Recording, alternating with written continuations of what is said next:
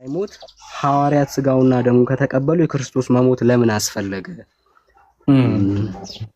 ኦኬ የሚል ነው። በጣም ጥሩ። ባጭሩ ልመልስልህ።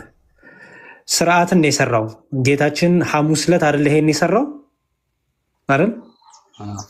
ሐሙስ ዕለት ነው ይሄን ያደረገው። አስተውል።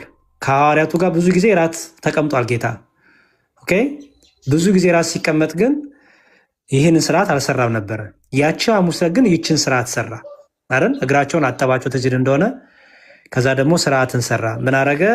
ቆረሰ፣ አመሰገነ፣ ባረከ፣ ፈተተና ሰጣቸው አይደል? አስተውል። ይሄ ስለ እናንተ የሚፈሰው ይሄ ስለ እናንተ የሚቆረሰው አይደል የሚለው። ኦኬ ምን እያላቸው ነው? የሚፈሰው የሚቆረሰው። ስለዚህ በዕለተ ቀራንዮ የሚፈሰውና የሚቆረሰው ስጋዬ ደሜ ይህ ነው አላቸው። ኦኬ ይህ ነው ሲላቸው የሚያዩት ህብስት ነው አይደል? አይደል ወንድሜ? የሚያዩት ህብስት ነው ነው የሚያዩት ህብስት ነው። ያ ህብስት ግን እውነተኛ ጌታ ስጋና ደም ሲሆን በአይን ይታያል? አይታይም። አይታይም። አየህ፣ ልክ ያ ፍጹም የሚሆነው ስርዓቱ ፍጹም የሚሆነው ጌታ ሲሰቀል ነው አይደል? ከኔ ጋር ነው። እዚህ ክፍል ጋር ግን ጌታ ይህ ስጋዬ ነው ያላቸው። ህብስቱ ስጋዬ ነው ያላቸው። አዎ ስጋዬ ነው ብሎ ግን ምን አለ? ስለ እናንተ የሚቆረስ ስጋዬ አይደለ?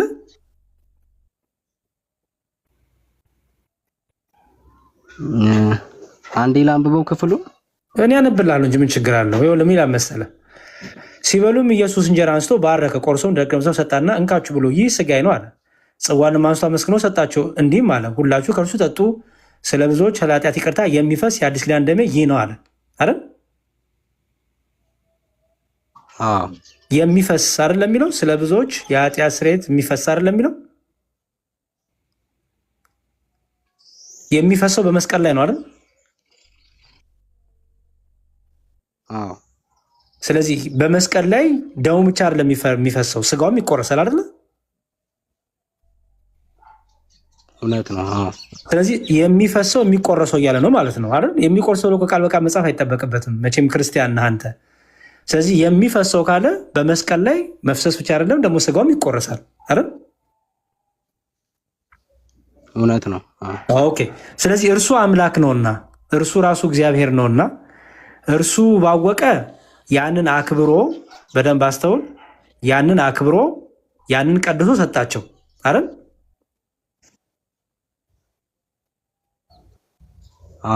ግን ያ ፍጹም የሚሆነው የኃጢአት ስርየት የሚሆነው መቼ ነው? ደሙ ሲፈስ አይደል?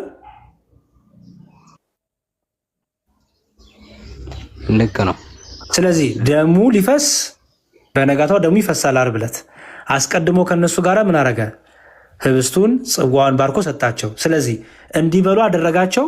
ያ የበሉትና የጠጡት የጌታ ስጋና ደም ነው። እውነት ነው። ምክንያቱም ስጋዬ ብሎ ጠርቶታል፣ ደሜ ብሎ ጠርቶታል። ግንስ ፍጹም የኃጢአት ይቅርታው ፍጹም የኃጢአት ስርየቱ ግን የሚገኘው በመስቀል ላይ በሚደረገው ምንድን ነው? ደሙ መፍሰስ ነው አይደል? በቃ ስለዚህ ስርዓትን ሊሰራ ስለፈለገ ያንን ስርዓት ሰራላቸው። በሉ ጠጡ። መብላት መጠጣታቸው ግን ህይወት የሆናቸው ያ መብላት መጠጣታቸው የኃጢአት ስርየት የሆንላቸው ደም ሳይፈስ ስርየት የለም አይደል? የለም። እንዲሁም እዛም ይላል መሰለ በአባቴ መንግስት ከእናንተ ጋራ ከዚህ ከወይን ፍሬ አዲሱን እስከምጠጣበት እስከዚያ ቀን ድረስ ከዛሬ ጀምሮ አልጠጣም አላቸው ይላል። አየው። ስለዚህ አስቀድሞ ስለሰጠ ለምሳሌ አሁን ቤተ ክርስቲያንን የሲኦል ደጆች አይችሏትም ሲል ጌታ አስተውል።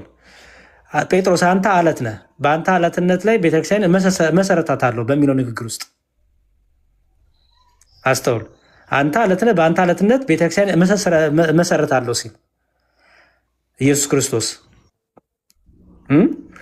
በቃ ጴጥሮስ ገና ወደፊት ነው ቤተክርስቲያን የምትመሰረተው እያለ ነው ጌታ አይደለም። በእያንዳንዱ ነገር ውስጥ ቤተክርስቲያን እየመሰረታት ነበር አይደለ? በመስቀል ላይ ሆኖ ግን ምን አረጋት? አጸናት አይደለም የምንለው? በደሙ ቀደሳት አይደለም የምንለው? አየህ። ስለዚህ መጽሐፍ ቅዱስ አጻጻፉን በደንብ መረዳት ነው ያለብህ። ጌታ ይህን ሲናገር መሰቀሉ በነጋታው ቢሆንም ግን አስቀድሞ መስጠቱ ህብስቱን እውነተኛ ስጋው ከመሆን ደሙን እውነተኛ ጽዋውን እውነተኛ ደሙ ከመሆን ይከለክለዋል? አይከለክለው። ምክንያቱም ያ ህብረት መንፈሳዊ ህብረት ስለሆነ ተረዳኝ። በአይን የሚታይ ህብረት አይደለም፣ መንፈሳዊ ህብረት ነው፣ ሚስቲካል ነው፣ በመንፈስ ቅዱስ የሚደረግ ህብረት አንድነት ነው። ባለቤቱ ራሱ የስጋው ባለቤት የደሙ ባለቤት ራሱ አይደለም። ስለዚህ በመንፈሳዊው የሚሆነውን አንድነት እውነተኛ ስጋው ከህብስቱ ጋር እውነተኛ ደግሞ ከጽዋ ጋር የሚያደርገውን አንድነት ስርዓት ሰራ። እነሱ ደግሞ ለበሉ ለጠጡት ደግሞ ያ ፍጹም የኃጢአት ስርየት ደግሞ የሚያሰጣቸው መቼ ነው? ደሙ ሲፈስ አይደል? ገባሁን? ስለዚህ ስርዓትን ይሰራ ዘንድ ይህን አደረገ ማለት ነው። በደንብ አስተውል። ለምሳሌ እግራቸውን አጠባቸው፣ ትዝ ይልህ እንደሆነ አይደለ? ያን ራት ከመስጠቱ በፊት ህብስቱን ስጋዬ ነው ጽዋውን ደሜ ነው ብሎ ከመስጠቱ በፊት እግራቸውን አጥባቸው ነበረ። ትዝ ይላል አይደል? ዮሐንስ ወንጌል ላይ እግራቸው ለምንድን ያጠባቸው? ዝም ብሎ አይሰጣቸው ነበር እንዴ? አየህ፣ እየሰራላቸው ያለው ምን አለ? ስርዓት አለ አይደል? ለአንብብል እንዲያው ምንድን ነው የሚለው መሰለህ እዚህ ዮሐንስ ወንጌል ላይ የዮሐንስ ወንጌል ምዕራፍ 13 ላይ ታገኘዋለህ። ምን ይላል? ከራት ተነሳ ልብሱንም አኖረ ይልና ማበሻም ጨርቅ ወስዶ ታጠቀ። በኋላም በመታጠቢያው ውሃ ጨመረ። የደቀ መዛሙርቱ ነገር ሊያጠብና በታጠቀበትን መበሻ ጨርቅ ሊያብስ ጀመረ ይልና ጴጥሮስ ጋር መጥቶ ጴጥሮስ ሊያጠው ሲል ጴጥሮስ ምን አለ? የኔ ነገር አታጥብም አለው አይደል? ኢየሱስ ግን ምን አለው? የኔ ነገር አታጥብም ሲለው ኢየሱስ ምን አለው? ካላጠብኩ ከኔ ጋራ እድል ፈንታ የለም አለው። አየው፣ እዛው ራሱ ከፍ ብሎ ምንድነው የሚለው? የኔ ነገር ለዛ አታጥብም ሲለው ካላጠብኩ ከኔ ጋራ ድል የለህም ብሎ መለሰለት። ከዛ በፊት እንዲሁም እኔ የማደርገውን አንተ አሁን አታውቀውም፣ በኋላ ግን ታስተውላለህ። አየው፣ ሁለት ነገር ታያለህ እዚህ ጋር። አሁን እያደረገው ያለው ነገር አለ፣ አሁን የተደረገው ነገር ግን በኋላ ላይ የሚያገናኘው ነገር አለ። አየው፣ ምንድን ያለው ጌታ?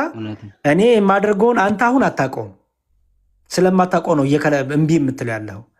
በኋላ ግን ምን ታደርገዋለህ? ታስተውላለህ አለው። አየው፣ ስለዚህ አሁን የሚያደርገው ለበኋላው ምንድን ነው ማለት ነው? የሚገናኝ ነው ማለት ነው። አየው፣ አሁን መደረጉ የበኋላውን ምን አያደርገውም? አያፈርሰውም። በኋላ ደግሞ መምጣቱ መጀመሪያ መደረጉን ስህተት አያደርገውም። ተረዳ? አየው እንዴት ጌታችን እያገናኘው። አሁን ይሄ አትረዳውም ሲለው ጌታ እየተናገረ ያለው በምንድን ነው? በመንፈስ ቅዱስ የሚደረገውን ነገር ጴጥሮስ እየተረዳ አይደለም ማለት ነው። ጴጥሮስ ዝም ብሎ እግሩን መታጠቡን ነው እያስተዋል ያለው። አያርም? ጌታችንም ህብስቱን ቆርሶ ሲሰጥ ጽዋውን ደግሞ ደሜ ሲል ህብስቱን ስጋዬ ሲል አሁን እነሱ የሚያዩት ምኑን ነው? ህብስቱን ቂጣውን ነው የሚያዩት፣ ወይኑ ነው የሚያዩት አይደል? ግን ጌታ ስጋዬ ብሎ ሲጠራው ደሜ ብሎ ሲጠራው የሚፈሰው ደሜ የሚቆርሰው ስጋዬ ሲል ግን ኋላ የሚያደርጉት ኋላ የሚያገኙት ነገር እንዳለ ያን ነገር ያን ሚስጢር ያን በመንፈስ ቅዱስ የሚደረገውን እውነተኛ ህብረት እያሳያቸው ነው አይደል? ስለዚህ ኋላ መደረጉ ይሄ የመጀመሪያውን ቫሊድ አያደርገው ማለት ቫሊድ መሆኑን ያስቀረዋል? አያስቀረውም። ፐርፌክት። ለዚህ ነው ጌታ ምን አለ? እኔ የማደርገውን አንተ አሁን አታውቅም፣ በኋላ ግን ታስተውላለህ።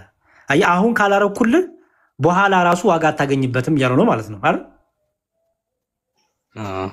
አየህ፣ አሁን ጌታ ህብስቱን ቆርሶ ጽዋውን ባርኮ ይሄ ደሜ ነው ይሄ ስጋዬ ነው ብሎ አሁን ስርዓትን ካልሰጣቸው፣ አሁን ካላሳያቸው፣ አሁን ይህን ነገር ካልሰጣቸው፣ ካላበላቸው፣ ካላጠጣቸው፣ አየህ በኋላ ላይ ደሙ ሲፈስ በደሙ የሚገኘውን ይቅርታ አያገኙም። አየህ፣ ስለዚህ በመስቀል ላይ ያ በደም ሳይፈስ ስርየት የለውም የሚለው እሱ ፍጹም ሆነ፣ ደሙ ፈሰሰ፣ በመስቀል ላይ ይቅርታ ኃጢአት ስርየት ተገኘ። ስርዓቱ ግን አስቀድሞ ሐሙስ ዕለት ተቀበሉ እነሱ ማለት ነው፣ በሉ ጠጡ። ለዚህ ነው እንትናም እንደዚህ ያለው ማን ነው? ቅዱስ ጳውሎስ በቆሮንቶስ መልእክቱ እንዲህ ይላል። ይኸውልህ በዚህ በአንደኛ ቆሮንቶስ መልእክቱ ምዕራፍ 12 ላይ እንዲህ ይላል። ሶሪ ምዕራፍ 11 ላይ ይቅር በለኝ 11 23 ላይ ለእናንተ ደግሞ አሳልፎ የሰጠሁትን እኔ ከጌታ ተቀብያለሁ። ጌታ ኢየሱስ አሳልፎ በተሰጠበት በዛች ሌሊት ይላል። አየኸው? በዛ ልክ አሳልፎ በተሰጠበት በዛች ሌሊት ነው የሚለው። እንጀራን አንስቶ ምን አደረገ ይላል? አመሰገነ። አየኸው? ቆርሶም እንካችሁ ብሉ፣ ይህ ስለ እናንተ የሚሆን ስጋዬ ነው አለ ይላል። አየኸው?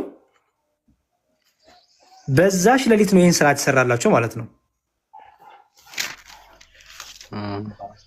አየህ? እንደዚሁም ደግሞ ከራብ በኋላ ጽዋውን ደግሞ አንስቶ ይህ ጽዋ በደም የሚሆን የአዲስ ኪዳን ነው፣ በጠጣችሁ ጊዜ ሁሉ ይህን ለመታሰቢያ አድርጉ አላቸው። ይህን እንጀራ በበላችሁ ጊዜ፣ ይህን ጽዋ በጠጣችሁ ጊዜ ጌታ እስኪመጣ ድረስ ሞቱን ትናገራላችሁና። አየው? አንድም ጌታ ለሞቱ መታሰቢያ ደሙን ለማፍሰሱ ለሞቱ መታሰቢያ ይሆን ዘንድ አስቀድሞ ከሞቱ በፊት ይህን ዕለት ዕለት ሞቱንና ትንሣኤውን አድርገው። አየህ? ከሞቱ በፊት ሞቱንና ትንሣኤውን የሚዘክሩበትን ስራ ትሰራላቸው ማለት ነው። ገባሁን? ገባኛውን በጣም አየህ? ከመሞቱ በፊት ነው። ይሄን ለምን ሊሞት ስለሆነ አሁን ለዚህ ነው እነዚህን ሞተ ከያልን በቤተክርስቲያናችን ሞትን እንናገራለን አይደለም ነው። አየህ? ከመሞቱ በፊት ሞቱን እና ትንሣኤውን የሚያስቡበትን ስለነሱ ብሎ እንደሚሞት ስለነሱ ብሎ ስጋውን እንደሚቆርስ ደሙን እንደሚያፈስ ይህን ያስተውሉ ዘንድ አስቀድሞ በስጋው የስብስቱን ስጋዬ ብሎ ጽዋውን ደግሞ ደሜ ብሎ ጠጥቶ ምንድነው ባርኮ ቀድሶ ሰጣቸው። ለምኑ? አንድም እውነተኛ ጌታን ስጋና ደም መብላት መጠጣት ስላለባቸው፣ አንድም ደግሞ ሊሰቀል ሊሞት ደሙን ሊያፈስ ስለሆነ ሞቱንና ግርፋቱን ስቅላቱን ስጋውን መቁረሱን ደሙን ማፍሰሱን ዕለት ዕለት እየተናገሩ ለዚህ ይህን ባረጉ ቁጥር ይህን እንዲያስተውሉ እንዲያስቡ ይህን ስራ ትሰራላቸው ማለት አስቀድሞ። ስለዚህ ምን አለ? ይህን እንጀራ በበላችሁ ጊዜ ይህን ጽዋ በጠጣችሁ ጊዜ ጌታ እስኪመጣ ድረስ ሞቱን ትናገራላችሁ። አየህ? ስለዚህ አስቀድሞ ይህን እናደረገ ማለት ነው። ግን ፍጹም የሆነው ድነት ለነሱ የበሉት ስጋ የጠጡት ደም ፍጹም የዘላለም ሕይወት የሰጣቸው በመስቀል ላይ ደሙ ሲያ ምክንያቱም ደም ሳይፈስ ምን ስለሌለ ስርየት ስለሌለ አይደል? በቃ አስቀድሞ ግን ስርዓቱን ሰጣቸው። በሉ ጠጡ። ያ የበሉት የጠጡት ግን ሕይወት የሆናቸው በመስቀል ላይ ፍጻሜውን ሳገኝ ነው አይደል? እውነት ነው። በቃ ያንንም አሰነው። ለምሳሌ ደግሞ ሌላም ልጨምርላውን ትዝ ያለኝ ለምሳሌ ኢየሱስ ክርስቶስ ትዝ እንደሆነ ባለፈው የተነበበው ወንጌል ላይ ዮሐንስ ወንጌል ተነበው ነበረ። ወደ መቅደስ ይሄን መቅደስ አፍርሱት ከዛ በሶስተኛው ቀን አነሳዋለሁ አላቸው አይደል? ከዛ ምን አሉት እነሱ? እንዴ 46 ዓመት የፈጀውን መቅደስ አንተ በሶስት ቀን አሉት። አየው? ጌታ ግን ስለምኑ ያወራ ነበር ነው የሚለው? ስለሞቱ ስለ ሰውነቱ ያወራ ነበር። አየህ? ስለሞቱ አየህ? ሊመጣ ያለውን ነገር አስቀድሞ በዚህ መልኩ ጌታ ይናገር ነበር። አሁን አፍርሱት ስላለ ኦኬ፣ አሁን አፍርሱት ስላለ አይ እንዴ በኋላ እኮ ነው ገና የሚሰቀለው ብለህ ልትከራከር ነው አይደለም። አየኸው? አስቀድሞ ሊያደርግ የሚፈልገውን ነገር በአሁን አድርጎ ጌታ ይናገር ነበር። ይሄ ልማድ ነው። ስለዚህ የቅዱስ ቁርባኑም የህብስቱም የጽዋኑም ነገር በዚህ መልኩ አስበው። ግን እንዳልኩ ፍጹም ድነት ፍጹም ስርየት የተገኘው ግን በመስቀል ላይ በተደረገው ቤዛነት ነው። ደም ሳይፈስ ምንድነው ስርየት ስለሌለ ማለት ነው። እሺ አመሰግናለሁ። ቃሌት ምንም ችግር የለውም። እሺ ብዙ ጊዜ የሚገርመው ይሄ ጥያቄ ከፕሮቴስታንቶች ይነሳል። በተለይ የጌታ ስጋና ደም እውነተኛ አይደለም ለማለት እነዚህን ጥቅሶችን ጠቅስኛ እንዴ መቼ ሞተ ይለናል ማለት ነው። እና አለማስተዋል ነው። ጌታ አስቀድሞ ይህን ሲያደርግ እንደሚሞት ጠፍቶት ነው እንዴ? አይደለም። ከዛ አስቀድሞ ይሄን ሲያደርግ እግራቸውን ሲያጥብ በኋላ ታስተውሎታላችሁ። አሁን ካላጠብኩት ድል ፈንታ የለውም ሲለው አየው። አሁን ካላጠብኩት ድል ፈንታ የለውም ለምን አለው? መቼም የሁላችንም ድል ፈንታ ከምን ጋር የተገናኘ ነው? ከደሙ ጋር የተገናኘ ነው አይደል? ግን ጴጥሮስን አሁን ካላጠብኩት ድል ፈንታ የለም እያለው ነው። አየው። ስለዚህ ሊያረግ አሁን ያው አባቶቻችን ይህን ሲተረጉሙት እግራቸውን ማጠቡ ለንስሐ ገብታ አይደለ ቅዱስ ቁርባን የምትወስደው? የጥምቀት ምሳሌያቸው ናት። ምክንያቱም ጥምቀት ለኃጢአት ስርየት ለንስሐ የምትሆን አይደለች? ልክ ነው። ስለዚህ አንጽቷቸው ቀድሷቸው ወደ ክቡር ስጋ ወደ ክቡር ደሙ ደግሞ ወደዛ ወሰዳቸው የሚለውን አድርገው የተረጉ። ምክንያቱም እድል ፈንታ የሚለውን ይዘው ማለት ነው። ብዙ ትርጓሜ ይኖረዋል ይሄ። እሺ አመሰግናለሁ። መልካም ወንድም አለም። እሺ በርታ፣ እግዚአብሔር ይስጥልን በጣም አሜን። እሺ ተዋህዶ ሰላም ብያለሁ። ሰላም ያሬድ፣ እንዴት አደርክ? እኔ እንኳ ሲምፕል ጥያቄ አለኝ፣ ግን ያው እንደ ሲምፕልም ባይታይ በቅዱስ ቁርባን ዙሪያ ቅድም መምህር ኤፍሬም ያስተማሩት ላይክ ዴይሊ መውሰድ እንዳለበት አንድ ኦርቶዶክስ ቅዱስ ቁርባን በየቀኑ መውሰድ እንዳለበት ነው አይደለ? ግዴታ ነው፣ መጽሐፍ ቅዱስን ያዛል። ኤግዛክትሊ። እና ባለፈው ምን አጋጠመኝ መሰለ፣ የሆነች ሁሌ የምትመጣ ሴት አለች እና ላይክ በተከታታይ ቅዳሴ አንድ ቀን ቀረች እና ትላንት አላየሁሽም ምናምን ስላት፣ ከትላንት በፊት ስላስቀደስኩኝ ቅዱስ ቁርባን ወስጄ ትላንት ከመጣሁ ኔክስት ዴይ መቁረብ ሳልቆርብ ለቅዳሴ መምጣት አልፈልግም፣ ላይክ ዋንስ ለቅዳሴ ከመጣ ቆርቤ መሄድ ነው የምፈልገው። ስለዚህ በየቀኑ መቁረብ ስለማልችል አለች ቅዳሴውንም ቀረሁኝ፣ ሳልቆርብ መሄድ በቃ አያስደስተኝም አለች። እና ለምን ምናምን ስል 18 ሰዓት አንድ ሰው ውሃ ላይክ ከመቁረብ በፊት ከ18 ሰዓት በፊት መታጠብ አለበት ነው ላይክ ህጉ አይደለ?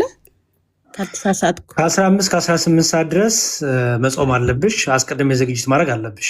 አዎ ጾሙ ያ እንዳለ ነው። በቃ ጾሙ እንዳለ ሆኖ ለመታጠብ ግን 18 ሰዓት እና ያን ካልኩሌት አድርጋ ላይክ ካልኩሌት ሲደረግ 18 ሰዓት አይሆንም። ቢካዝ ዋንስ ቅዱስ ቁርባን ወስደህ 18 ሰዓት መቆየት አለብህ። እንደገና ኔክስት ቅዱስ ቁርባን ኔክስት ዴይ ለመውሰድ 18 ሰዓት አይሆንልህም። ኖር ኢቨን ላይክ 10 ሰዓትም አይሆንልህም። እና በዛ ምክንያት ገብተሃል አይደል? ገባኝ። ግን እንደዚህ እናድርግ። እሺ አሁን ይኸውልሽ አንዳንድ ሰዎች ቅዳሴ ያስቀድሰን እንዴት ነው የማንቆርበው? ስርዓቱ የሚያዘው ያስቀደሰ ሰው መቁረብ አለበት ነው። ኤግዛክትሊ። በቃ እኛ ሰነፎች ስለሆንን ነው። በዚህ ጠንካራ ልጆች ስላሉ ምን ይላሉ? አይ ቅዳሴ ያስቀድሽ ነው ሳልቆርብ እንዴ? ስርዓቱ የተቀመጠልኝ እኮ ለእኔ ነው። ክቡር ስጋ ክቡር ደሙ የሚፈተተው እኮ ለእኔ ነው። በጉ የሚታረደው እኮ ለእኔ ነው። እንዴት ነው ሄጄ ከሰርጉ ታድሜ ድግሱንም አልበላው ብለው ለቅዱስ ቁርባን ያላቸውን ትልቅ ፍቅር ትልቅ አቋም በዚህ መልኩ የሚገልጹ አሉ። ኦኬ። ግን ይሄ ግን ቅዳሴ ከመምጣት ያስቀራል አያስቀርም? ቅዳሴ ከመምጣት አያስቀርም። አሁን እሱ አይደለም። አንዳንድ ሰዎች እንዳልኩሽ የየግላቸውን እንትን አንቺ ጋር መጥቶ ትምህርት መሆን አይገባውም። ትምህርቱ ምንድን ነው አሁን ማየት አለብሽ። አንቺ ቤተክርስቲያን ምን ታስተምራለች? አሁን እገሌ እንዲያለችኝ ሳይሆን ቤተክርስቲያን ምንድን ነው? ቤተክርስቲያን የምታስተምረው ደግሞ የመጀመሪያው ዕለት ዕለት ቅዳሴ አለ አይደለ? ዕለት ዕለት ቅዳሴ ያለው ዕለት ዕለት የጌታ ስጋና ደም ስለሚዘጋጅ ነው። በየዕለቱ ቅዳሴ በአመቱ ሙሉ ቅዳሴ ይቀደሳል። አመቱ ሙሉ የጌታ ስጋና ደም ይቀርባል ለልጆቹ። ለቤተክርስቲያን ለልጆቿ ታቀርባለች። ትናንት በልቻለሁና ዛሬ አልበላም አይባልም። የነፍሳችን የህይወታችን ምግብ ነው ክርስቶስ ኢየሱስ። የነፍስና የስጋ ምግብ ስለሆነ የነፍስና የስጋ ምግባችንን ዕለት ዕለት መብላት አለብን። ቀደም እንዳሳዮች ሐዋርያት ሥራ ምዕራፍ 2 ላይ እንጀራን በመቁረስ ይተጉ ነበር ነው የሚለው። ዕለት ዕለት ይህን በማድረግ ይተጉ ነበር። ስለዚህ ቤተክርስቲያንም ዕለት ዕለት ይህን በማድረግ እንድንተጋ ታዛለች ማለት ነው። ኦኬ፣ በጣም ጥሩ።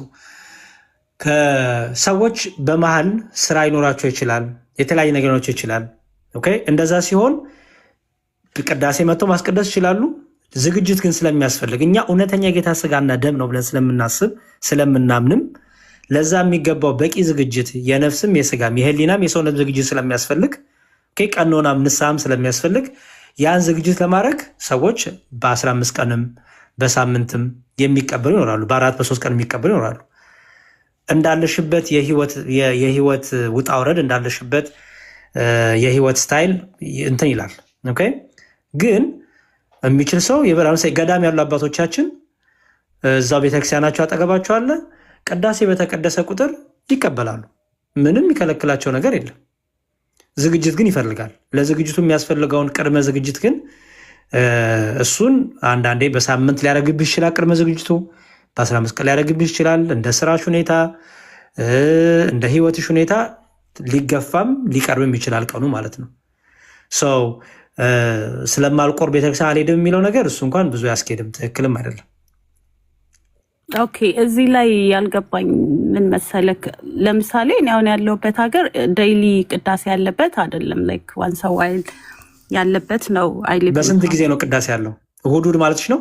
እሁድ እሁድ አለ። ኦፍ ኮርስ ላይክ በቃ እሁድ እሁድ ሄደሽ መቀበል ነው እየተዘጋጀሽ። አዎ ኖ ገብቶኛል። ላይክ ክሊር እንዲሆንልኝ ፈለግኩት። ላይክ ዴይሊ እንኳ ካለ ለምሳሌ ዴይሊ እንኳ ካለ ያ ሰው ሳይታጠብ መቁረብ ይችላሉ። ላይክ 18 ሰዓት ዛሬ ቆርቦ ነገ ለመቁረብ ዛሬ የቆረበው ሰው 18 ሰዓት መቆየት አለበት ነገ ለመቁረብ። ቅዱስ ቁርባን ከወሰደ በኋላ ደግሞ መታጠብ አይችልም። ቅዱስ ቁርባን ለመውሰድ ደግሞ 18 hours ቢፎር መታጠብ አለበት። ለምንድን ነው? ለምሳሌ አሁን ዛሬ ተቀበልኩኝ አይደለ? አስተውይ፣ ዛሬ ተቀበልኩኝ አይደል? ዛሬ ከተቀበልኩ ቤቴ ካሳለፍኩኝ፣ ኦኬ፣ ምንም የሚያቆሽሸኝ ነገር ከሌለ፣ ምንም ሌላ ነገር ውስጥ ካልገባው፣ ኦኬ፣ ዛሬ ተቀብዬ ምናሺ ቶይሌት ስትጠቀም you have to wash your hand, right? እኮ እሱ ታዲያ እሱ ምን አገናኘው ብዬ እኮ ነው። አንቺ በእጅሽ አይደለም for 18 hours ውሃ መንካት አይቻልም። እሱ ነገር በጣም ግራ ስላጋባኝ ነው። እጅሽን ይኸውልሽ፣ እጅሽን መታጠብ ማለትሽ ነው አይደል? እጅሽን መታጠብ ለምሳሌ ተቀበልሽ አይደል? ተቀበልሽ፣ ቤትሽ ሄደሽ ረፍተሽን አደረግሽ፣ ከዛ በኋላ ተነሳሽ፣ እጅሽን ገላሽን መታጠብ ነው የሚከለከለው። ኦኬ፣ ገላሽን መታጠብ አይፈቀድልሽም። እጅሽን ግን ንጽህናሽን መጠበቅ፣ ሄደሽ መቼም ተጻርተሽ ስትመጪ የሆነ ነገር ቆሻሻ ነገር ልትነኪ ትችላለሽ። የተለያየ ነገር ሊያጋጥም ይችላል በእጅሽ የምትነኪው። ስለዚህ ያንን ጽዳት ማድረግ አለብሽ። ምክንያቱም የሆነ ምግብ ስትቀምሺ ከነቁጫጫሽ እያዳመጥሽኝ፣ ኧረ የሆነ ነገር ስታደርጊ ምግብ መብላትሽ አይቀርም መቼም። ስለዚህ ያንን ምግብ ስትበይ በቆሻሻ እጅሽ አለም ያንን ምግብ የምትበይው። ስለዚህ ከዛ አንጻር እዩ እጅ ንጽህና መጠበቅ ጋር ምንም ያገናኘው ነገር የለም። በተረፈ ግን ፕሊዝ ምን ታደርጊ መሰለሽ፣ የንስሐ አባት አሉሽ? ለእኔ አይደለም ጥያቄው። ላይክ እኔ አለኛው በቃ የንስሐ አባትሽን ሄደሽ እንደዚህ ቢሆን እንዴት ነው የማደርገው፣ በአንቺ ቢያጋጥምሽ ራሱ እንዴት ነው የማደርገው የሚለውን ነገር ሄደሽ ከንስሐ አባትሽ ጋር ተናገሩ። እሺ፣ አንድ ሌላ ልጨምር እዚሁ ላይ ማለት ነው። ቅዱስ ቁርባን ላይ ኢትዮጵያ የሆነ ክፍለ ሀገር ውስጥ ሄጅ ትልቅ አባት ያሉበት ሲያስተምሩ የበቁ አባት የተባሉ ናቸው። ቅዱስ ቁርባን በታላላቅ በዓላት ብቻ ነው መውሰድ የምትችሉት ብለው። እንደዛ የሚባል ትምህርት የለም። ቅዱስ ቁርባን ዕለት ዕለት የሚወሰድ ነው። እንደዛ የሚባል ነገር የለም። በበዓላት ዕለት ስትመጪ ለመሰሽ እንደዚህ ያሉት በበዓላት ዕለት ሰው ሲመጣ ብዙ ጊዜ በዓል ዕለት እየጠበቀ ሰው ይመጣል አይደል? እውነት ነው ያ በቃ። ስለዚህ ከመጣችሁ አይቀር በዓልም እንኳን ጠብቃችሁ መጡ ተዘጋጅታችሁ ኑና ቁረቡ ለማለት ነው እንጂ ዕለት ዕለት ቤተክርስቲያን ቅዱስ ስጋውን ክቡር ደሙን እያዘጋጀች አይ በዓል እየጠበቃችሁ ጠብቁ የሚባል ነገር የለም። እንደዚህ አይነት ትምህርትም የለም። የማንም ትምህርት ቢሆን የሚመዘነው በቤተክርስቲያኗ ትምህርት ነው። በቤተክርስቲያኗ ዶግማ፣ ቀኖና፣ ስርዓት ነው። እገሌ እንዲህ ያለ እገሌ ያለው ነገር በቤተክርስቲያን ትምህርት፣ በዶግማ፣ በቀኖና፣ በፍትሐ ነገሥቱ ይመዘናል። ስለዚህ ከአንቺ የሚጠበቀው ለምሳሌ እኔ የተናገርኩሽን ነገር ሄደሽ ዶክመንት ካልተደረገ በቤተክርስቲያን ትምህርት ያላለፈ ከሆነ ይሄ የኔ አስተምሮ ነው፣ ትክክል አይደለም። እኛ እንደፈለግን መተርጎም እንደፈለግን እንዲህ ይመስለኛል ያሉ መናገር አንችልም። በቤተክርስቲያናችን የኔ መረዳት፣ የኔ አስተሳሰብ፣ የኔ መገለጥ የሚባል ነገር በእኛ ዘንድ የለም። ታውቂያለሽ፣ ኦልሬዲ የተቀመጠልን ስርዓት አለ።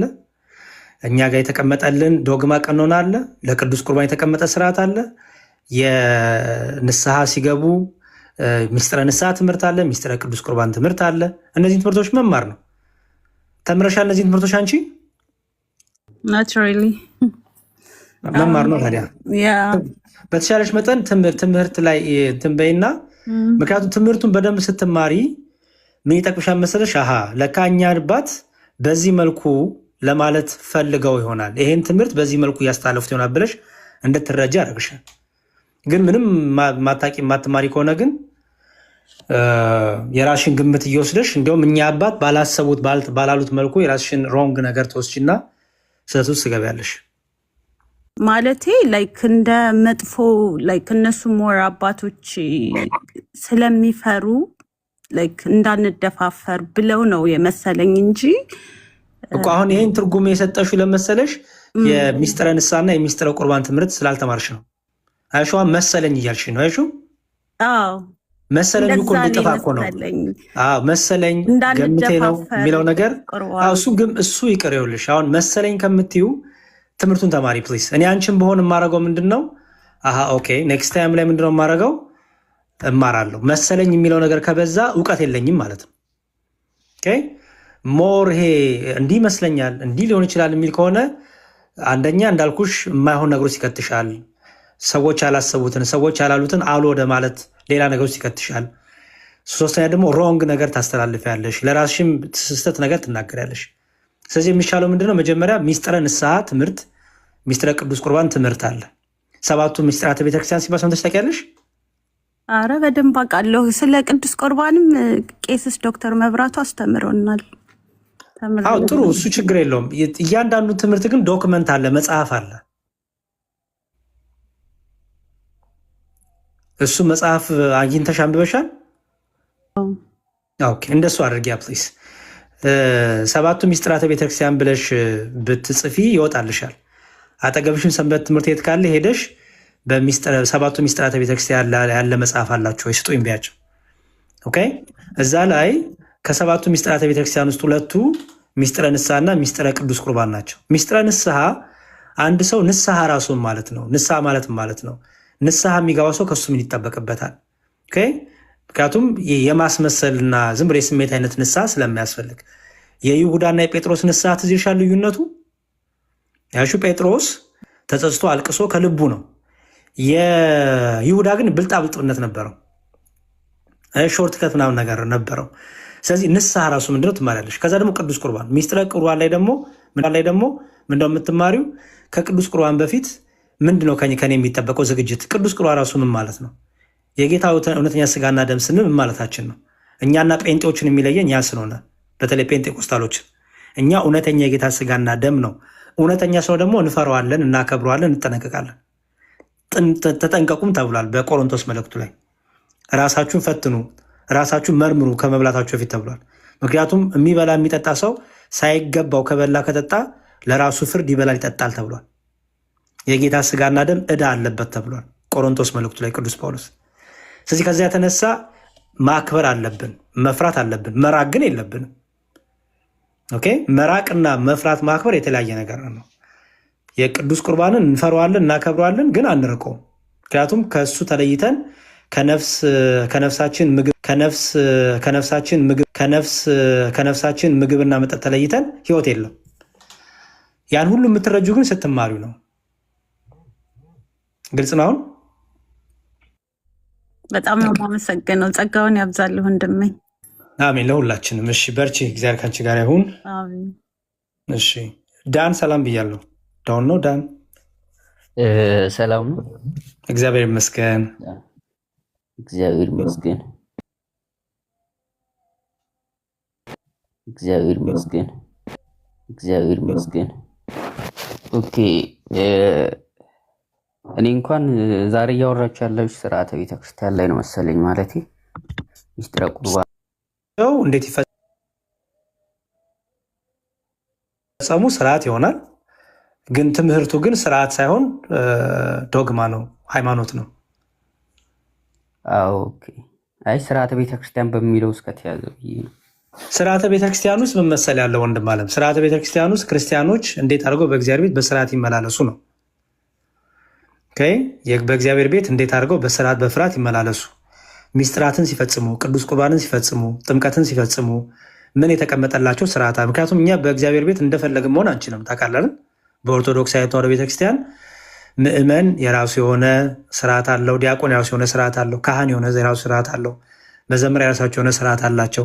እንኳን እኛ አይደለም በሰማይም እንኳን ስርዓት አለ።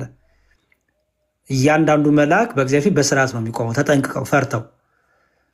ምስጋናቸው ራሱ በስርዓት ነው። ምክንያቱም ገበያ አይደለም፣ ድብልቅልቅ ያለ ነገር በእግዚአብሔር ቤት መኖር የለበትም። አንዱ ሌላ ሲል አንዱ ሌላ ማለት የለበትም እና ሁሉን በአንድ ልብ በአንድ ሀሳብ የሚያደርገው ስርዓት ስለሆነ ያ ጠቅላላ ስርዓተ ቤተክርስቲያን በአለባበሳችን፣ በቤተክርስቲያን የአምልኮ ስርዓታችን፣ የቅዳሴ ስርዓታችን፣ እነዚህ ሁሉ ስርዓተ ቤተክርስቲያን በሚለው ውስጥ ይገባሉ ማለት ነው። ግን ራሱ ሚስጥረ ቁርባን፣ ሚስጥረ ትንሣኤ ሙታን፣ ሚስጥረ ጥምቀት፣ ሚስጥረ ስጋዌ እነዚህ አምስቱ አዕማደ ሚስጥራት ግን ፒላር ናቸው።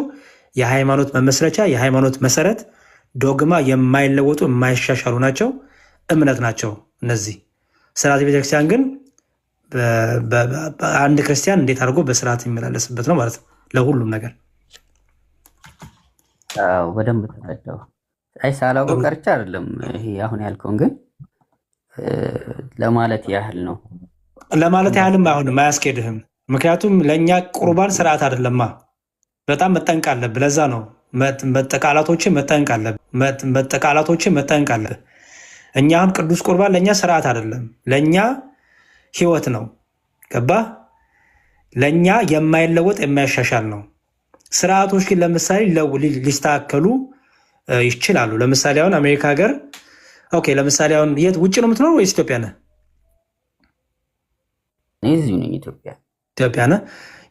ለነገሩ ብዙ ኮቪድ እንትን አላላችሁም። አሁን አሜሪካ ሀገር ኮቪድ በጣም አስቸጋሪ እንደነበር ታውቃለህ። እና ህፃናት በ40 እና በ80 ቀን መጠመቅ ሲገባቸው ቤተክርስቲያን ዝግ ስለነበረ በኮቪድ ምክንያት በ6 ወራቸው በ7 ወራቸው ይጠመቁ አሉ። አሁን አየሁ ይሄ ስርዓቱ ነው። አሁን ስርዓት ስለሆነ የሆነ ነገር ሲያጋጥም እንደ ስርዓቱ ቤተክርስቲያን ስርዓቷን ታስተካክላለች። ቅዱስ ሲኖዶስ ስርዓቱን ያስተካክላል። ቀኖና ምን ነው ማለት ነው። ቅዱስ ቁርባን ግን ቀኖና አይደለም። ቅዱስ ቁርባን ዶግማችን ነው። ጥምቀት ዶግማችን ነው። ቃላቶቻችንን ካላስተካከልን እኛና ፕሮቴስታንቷ ለሚለየን ኢቭን ቃላት አጠቃቀም ላይ ራሱ በተለይ ቁርባንና ጥምቀት ላይ በጣም እንጠነቅቃለን እኛ ያለ ማለት ነው። እና ቃላቱንም መጠንቅ አለብህ ለሚሰማም ሰው ማለት ነው። እሺ ምን ልታዘዝ ወንድም አለም? እሺ ጥያቄ ላቅርብ? አቅርብ። እሺ ይሄ ማለት በደንብ ከፕሮቴስታንትም ጋር ስታወራ ያለውን ነገር በቃ አንድ ነገር ነው የሚይዝ ማለት በደንብ ታሳምናቸው ትሞክርና መጨረሻ ላይ ግን ይሄ ሁለተኛው ዮሐንስ መልእክት መሰለኝ ከምዕራፍ 1 ጀምሮ ያለ ጠበቃ በአብ ዘንድ ጠበቃ አለን የሚለው አለ አይደለ? ኃጢአት ብንሰራ በአብ ዘንድ ጠበቃ አለን የሚል አለና እሷን ነው በቃ መጨረሻ እሷን ያነሷታል። ሌላውን ሲያቅታቸው ያቺን በቃ ኃጢአት ድጋሚ ብንሰራ በዛ አብ ዘንድ ጠበቃ ስላለን እሱ መልጃ ያማልደናል የሚባል ነገር አለ። ወይም ደግሞ ያስታርቀናል ድጋሚ በደሙ ያስታርቀናል የሚባል ነገር አለ።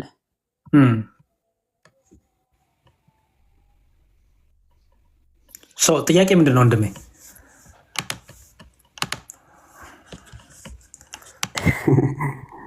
ያልኩትን አልተረዳኝም። ልልክ የፈለግኩት እኮ ቃሉን ያነበብክልኝ እኮ ቃሉን ነው እንጂ የነገርከኝ ጥያቄን አልነገርከኝም ወንድም ማለት እኮ።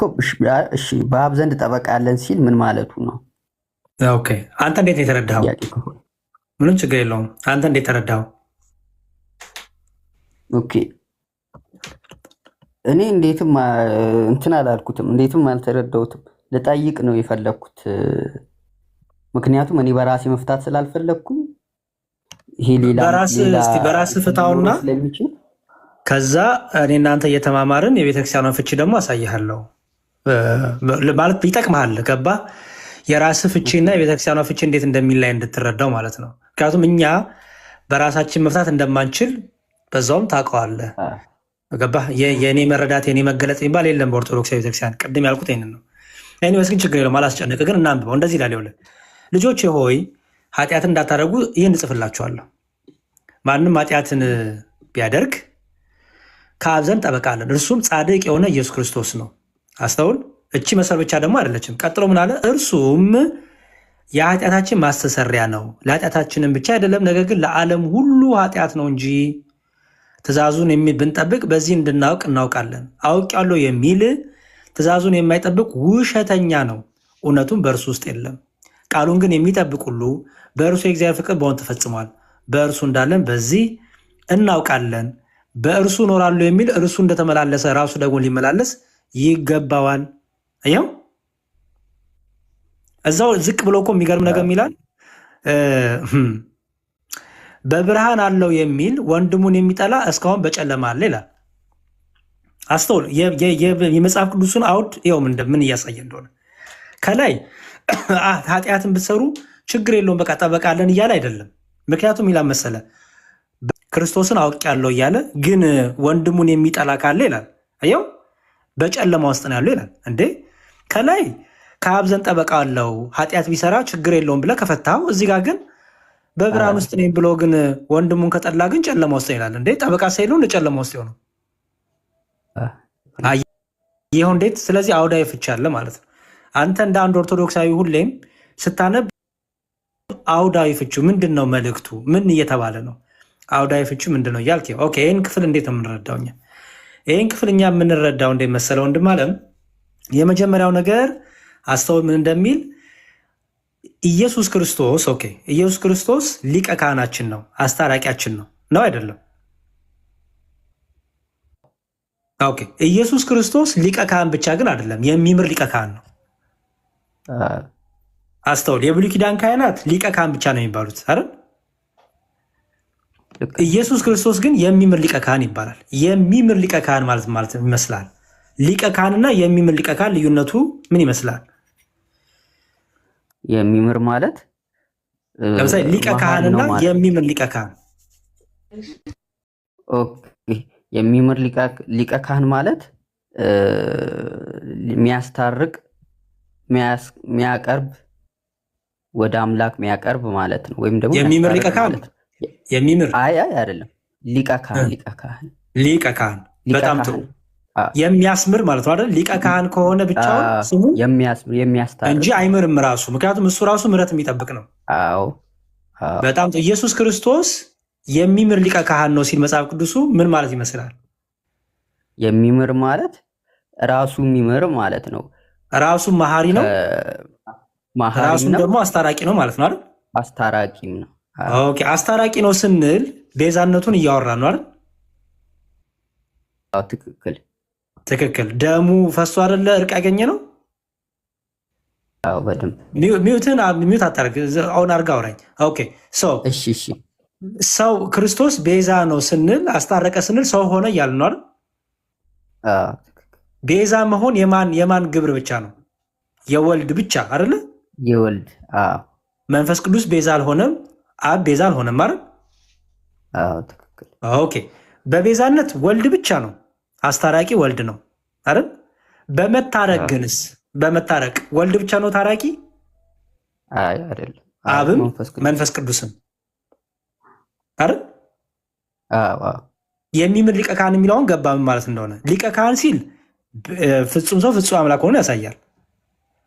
ኦኬ መካከለኛ መሆኑን ያሳያል። በእግዚአብሔርና በሰው መካከል ያለ መሆኑን ያሳያል። የሚምር የሚለው ግን ሲያሳይ ምን ያሳያል?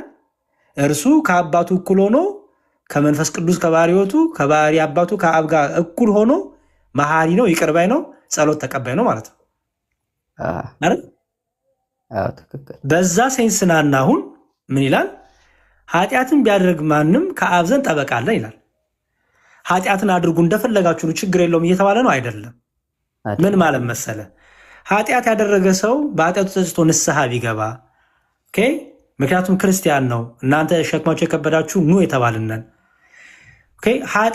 ኃጢአትን ቢሰራ ኃጢአት ድካም ቢያገኘው በኃጢአት ቢወድቅ ምን ይሁን? ንስሐ ይገባል አይደል? ንስሐ ሲገባ የክርስቶስ ደም ለዘለዓለም ምንድን ነው? ሕያው ነው አይደል? አንድ የፈሰሰው ደም ዳግም መፍሰስ አይጠበቅበትም አይደል? በቃ አንድ የፈሰሰው ደም ምን ያደርጋል?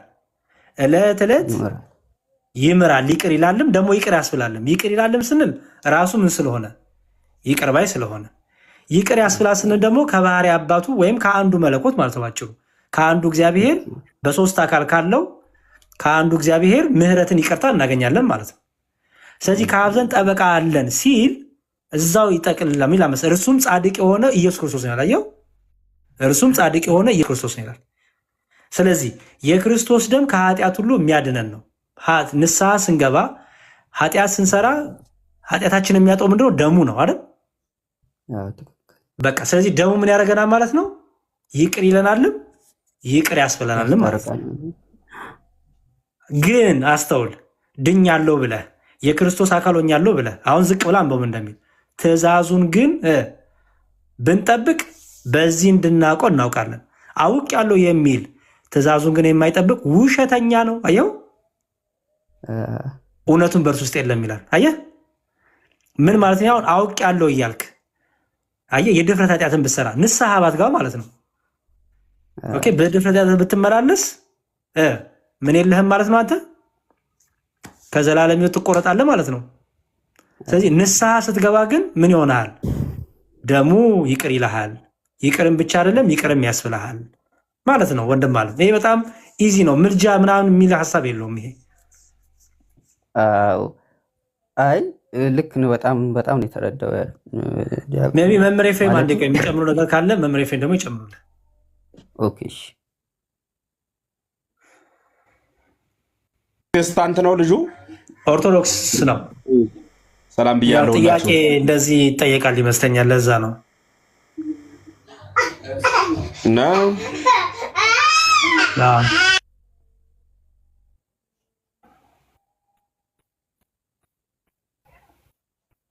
ያልገባ ምንድን ነው ወንድም አለም? አሁን ዲያቆን አይ ነው እኔ መጥቼለታለሁ ገብቶኛል ብሏል። ግን እርሶ የሚጨምሩት ነገር ካለ ብዬ ነው። እዚህ አንደኛ ዮሐንስ መልእክት ላይ ያለውን ማንም ኃጢአትን ቢያደርግ ከአብ ዘንድ ጠበቃ አለን የሚለውን ጠበቃ የምትለዋን እንዴት ትፈታለች የሚለውን ነበረና ጠበቃ ማለት የወደቀው ስጋችን ትንሣኤን አግኝቷል ማለት ነው። ጠበቃችን ማለት ወይቱ አቀስ በእንቲያነ ተብሎ የሚጻፈው ስለኛ ጠበቃ የሚሆነን ስለኛ የሚከራከር ስለኛ የሚማልደው ስለኛ የሚፈርደው የሚሉ እኒህ ቃላት በጠቅላላ አገልግሎታቸው ስጋ በቅድምና ምንም አይነት ዋስትና የለውም። ምክንያቱም ተዋህዶ ተመለኮት አልተፈጸመለትም፣ ሰማያዊ ርስት የለውም እያልኩ ነው ባጭሩ። አሁን ግን ስጋችን ጋራንት አግኝቷል። ምን ማለት ነው? በዓለም ቋንቋ ህብረት አግኝቷል። ከማን ጋር? ከመለኮት ጋር ህብረት አድርጓል። አሁን ትንሣኤ ያለን ብለን ስንናገር ትንሣኤ የሚለው በራሱ እሱ የመጣው የትንሣኤያችን መሰረት ክርስቶስ ነው። ትንሣኤም የምናደርገው ያን ስጋ መጦ መለኮት ተዋህዶ በተዋህዶ ተመለኮት ስጋ በመለኮት ርስት ሰማያዊ ስለሆነ ነው። ሰማያዊ ባይሆን ኑሮ ትንሣኤ ባያገኝ ኑሮ ስጋ ትንሣኤ የሚባል ነገር የለንም እኛ። አሁን ግን ጠበቃለን ማለት ሁላችንም ወደሱ ልናየው የሚገባ ሁላችንም የምናስተውለው የትንሣኤያችን በኩር እርሱ ወልደ እግዚአብሔር ኢየሱስ ክርስቶስ በየማነ አብ አለ ማለት ነው። በደሙ የገዛን የዋጀን ማለት ነው እሱ ማለት ነው። ስለዚህ እሱን መሰረታዊ ነገር መያዝ ነው። አንድ እንግዳ ቤት ሁኜ ጫጫታ አለ ግሬሎ ለማለት አያስደፍርም። ስለዚህ ከተግባባን እሱን በደንብ አስምሮ መያዝ ነው።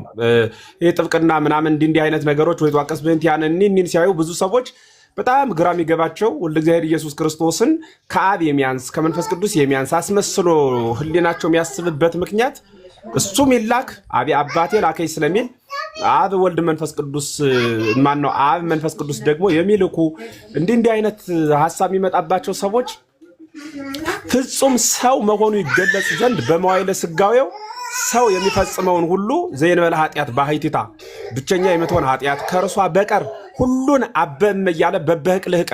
ትልቁ ምስጢር ጌታ 30 ዓመት የመላው በ30 ዓመቱ ነው። 30 ዓመት የመላው በ30 ዓመቱ ነው። ጌታ በአንድ ቀን አይደለም አምላክ ስለሆነ 30 ዓመት የመላው ስለሆነ በዚህ ምክንያት ምንድነው ይሄ ፍጹም ሰውነቱ ይታወቅ ዘንድ ሰው የሚሰራውን ሁሉ እየሰራ ነው ያደገው። እንዲህ ሲባል ደግሞ ፍጹም ሰውነትን አልለቀቀም። ፍጹም ሰው እንደሆነ ነው ፍጹም አምላክ የሆነው። ስለሆነም የፍጹም ሰውነት ጽሑፎች ተጽፈው ስናገኝ አምላክነቱን በመርሳት ልንደነግጥ አይገባም። ለምሳሌ አባቴ ላከኝ ብሎ የተናገረውን ቃል አባቴ ያስነሳኝ ብሎ የተናገረውን ቃል ያስነሳው አብ ነውን ብቻ ብሎ የሚያነብሰው ምኑን ይክዳል ማለት ነው? ተስፋይቱን ይክዳል ማለት ነው። ደግሞ እንደገናስ ደግሞ ወተንሳይኩ በስልጣን ባሕቲትየ ብሎ ደግሞ በራሴ ስልጣን ተነሳው ሲል ደግሞ የአብን አንድነት ካላስተዋለ መለኮትን ብቻ አምኖ ስጋዊውን ይረሳል። ሁለቱን አንድ ላይ ስንሰፋቸው ግን አባቴ አስነሰኝ አለ። ከባሕርይ አባቱ ከአብ ያልተለየ ስልጣን እንዳለው ለማጠየቅ በራሴ የተነሳው አለ። አስነሽ የማይሻ መለኮታዊ ኃይል እንዳለው ደግሞ ገለጸ ማለት ነው። ስለዚህ እሱን በደንብ መያዝ ለማለት ነው። ይሄን ነው የምጨምረው እኔ። እሺ መምህር ገይስትልን ወንድማችን። እሺ ዲያቆን መምህርም በጣም ነው አመሰግነው። ግን አንድ ጥያቄ መጠየቅ ከቻልኩኝ በዚሁ አሁን እኛ በክርስቶስ ያለን በአብ ወልድ መንፈስ ቅዱስ የምናምን ኦርቶዶክሳውያን አሁን በምንሰራው ኃጢአት ሁሉ በምንመላለስበት ኃጢአት ንስሐ በምንገባበት ሁሉ የክርስቶስ ደም ያስተሰርየናል ማለት ነው። ኦኬ፣ የክርስቶስ ደም ስለ እኔም ስለ አንተም ስለ ህዝቡ ኃጢአት ሁሉ ስለ ዓለም ኃጢአት ሁሉ ፈሷል አልፈሰሰም? ፈሷል። በቃ አለቀ። ዕለት ዕለት የሚፈስ የክርስቶስ ደም የለም። አንዴ ያ ደም ፈሷል። ያ ደም ደግሞ ቅድም መምህር እንደሰጡ ምን አድርጎናል?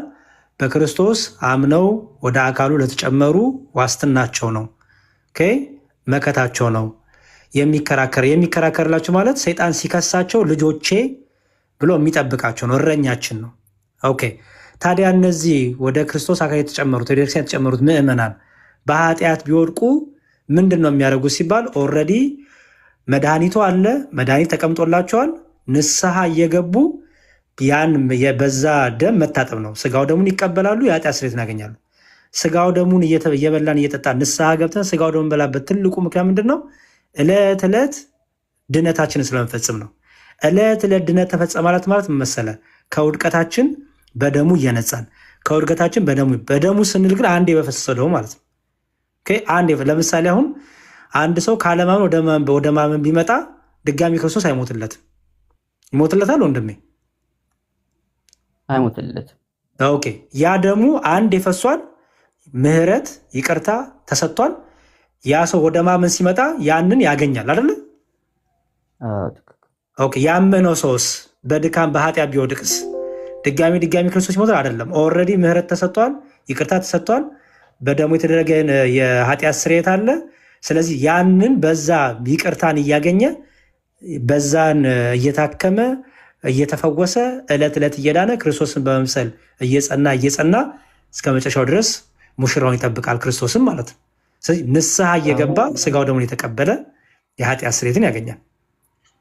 አሁን በደንብ አስረዳህ። ያመነበት መጀመሪያ እኔ በክርስቶስ ሳምን ባመንኩበት ደም ባመንኩበት ያድነኛል ባልኩት በዛ ደም ነው ኃጢአትን በምሰራ ጊዜ ያ ደም ነው የሚያነጻኝ ማለት አይደለ?